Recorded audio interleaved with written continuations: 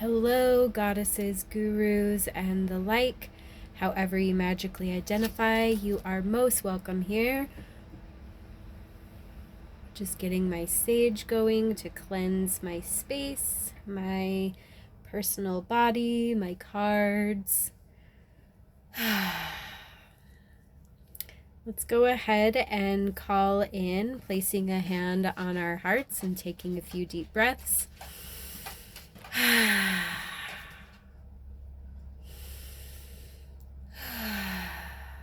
Grounding ourselves, placing our feet flat on the ground, wiggling our toes, opening our crown chakras and imagining a bright white light coming down through our heads, opening our eyes, ears, mouths, nose, throats, hearts, down into our arms and out our hands where we create, calling in our magic, our divine starlight, and thanking our guides, ancestors, and angels, any mythical creatures and beings, gods, goddesses, ascended masters that want to be here with us, and especially our higher selves, so that we can tap into our intuition.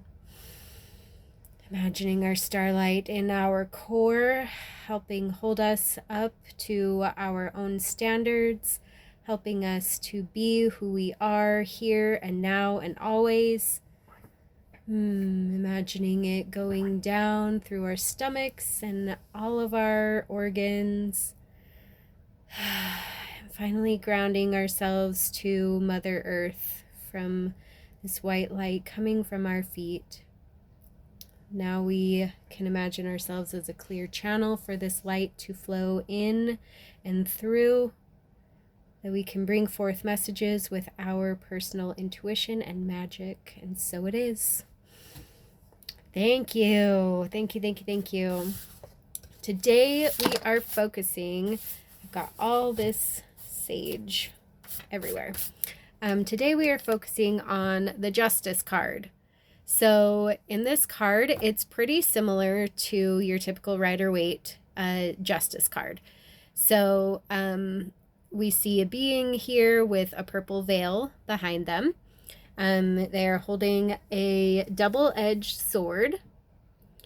They are holding scales in their left hand. They have a red cloak. Usually, I guess one difference is in typical Rider-Waite, this character will typically have a crown on their head with a square symbol. But it seems that this one is not wearing a crown, but instead has like an equal symbol on their sweatshirt, which looks a lot like square to me. And they've got white shoes. That's also prominent in Rider-Waite tarot cards as well. There's always going to be pillars on either side of the Justice card. So with all of that in mind, I want you to set a timer. I recommend 20 minutes, but 3 to 5 minutes will do you just fine.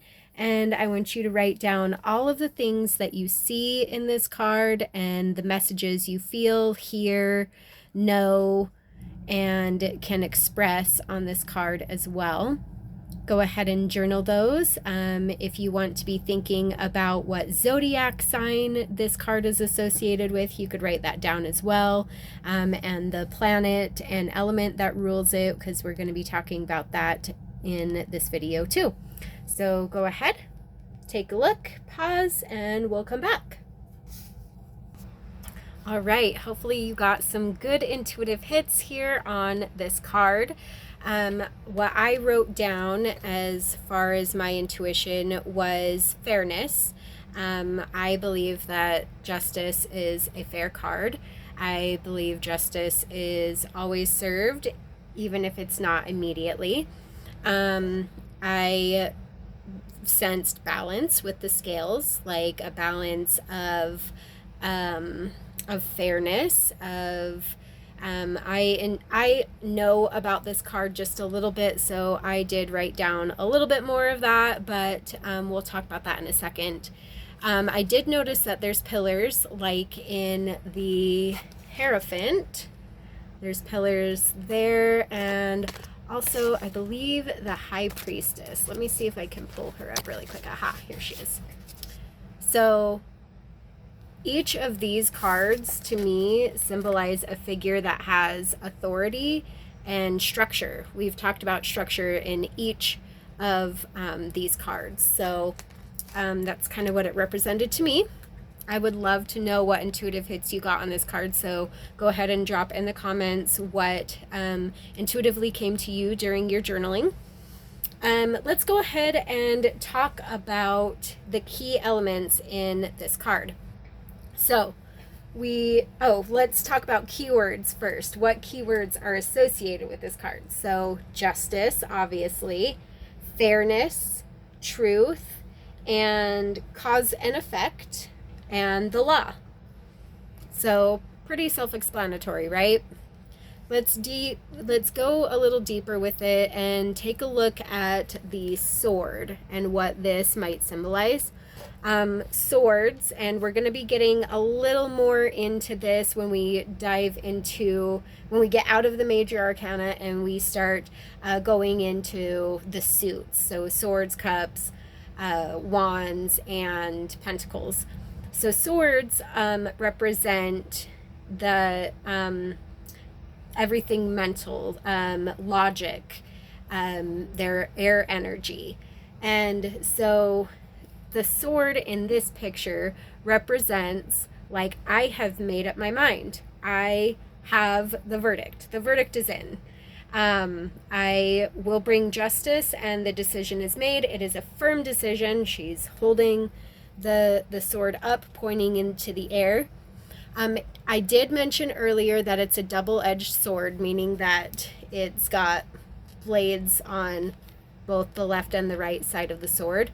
And this represents specifically your consequences. So there are consequences to every action you take. So, and that will be thought of, it will be taken into account when a decision is being made and justice is being brought forth. When we see the scales here, it obviously represents a balance. Specifically in this card, it's going to be spiritual balance. So the spiritual and logical aspects of a certain situation are being weighed. They are being taken into account. And so it is also of an important note that the sword is in the right hand, which represents our logic and our masculine. And then the left hand is the intuitive, the feminine. So it's taking into account our intuition, showing that the intuition must balance with that logic, and that justice does take into account all things, not just your actions, but like the intuitive, real, raw, authentic intention behind everything. So when justice is being presented to us, it will represent taking into account all of our actions. So are we acting in alignment with our higher self? Are we taking action in a way that serves everybody, that isn't just self-serving, isn't just self-deprecating? And I did mention the shoes. The white shoes represent the spiritual connection that will be remembered when we're taking things into account for the Justice card. Before we go any further, I do want to mention the zodiac that is associated with this card, and it is going to be Libra, which is the element of air. And we kind of talked about that with the sword, right? Like the swords are the air element. They are mind, they are logic, they are structured, much like Libra is. And this planet, the planet that it's associated with is Venus, which is going to be the planet that represents equality, rightness, fairness, and is associated with Libra as well. So those are the elements and planets and zodiacs associated with this card. Let's talk a little bit more about it showing up in a reading for you. Okay, justice will show up in a situation where there may be consequences to your action. And while that can sound really scary, the justice card is a really forgiving card because justice takes into account everything, not just it's not as black and white as we may think justice is. It's a broad spectrum. It takes into account our higher selves and our intentions. So as long as you have acted accordingly with your higher self and your true inner intentions, then justice will serve you well.